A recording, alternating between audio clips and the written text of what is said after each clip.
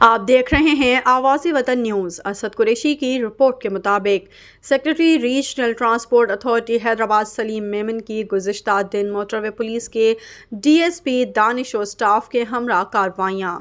تفصیلات کے مطابق secretary R T A Saleem Memon کی سربراہی میں موٹر وے پولیس کے ڈی ایس پی دانش و سٹاف کے ہمراہ جام شورو، قاسم آباد بائی پاس، وادھوا، الفلاح پمپ کے پاس الگ الگ کارروائیاں دوران کارروائی غیر قانونی اڈوں پارکنگ کے خلاف 38,500 روپے جرمانے عائد کیے گئے۔ Secretary R T A Saleem Memon نے میڈیا نمائندگان سے بات کرتے ہوئے کہا کہ جن وین سروسز مالکان کے پاس وین سروسز کی اجازت نامے ہیں وہاں کوچز کھڑی کرنے کی شکایات ہیں۔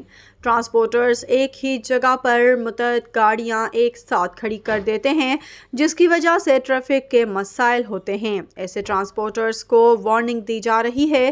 ان کا کہنا تھا کہ پنجاب سے سندھ آنے والی گاڑیاں پروونشل ٹرانسپورٹ اتھارٹی سندھ کے اجازت نامے کے بغیر داخل ہو رہی ہیں، ان پر بھی جرمانے عائد کیے گئے ہیں اور مزید ان پر سختی سے عمل درآمد کرایا جائے گا۔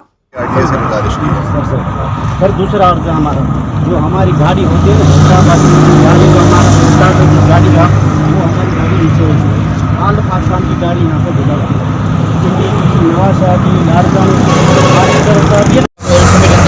کہ ہم ڈیلی دوسرے دن تیسرے دن ان کی چالان کر رہے ہیں۔ اب یہ ڈسٹرکٹ جام شروع ہے۔ آج میں secretary R T A Saleem Memon D S P motorway Danish صاحب میرے ساتھ ہیں۔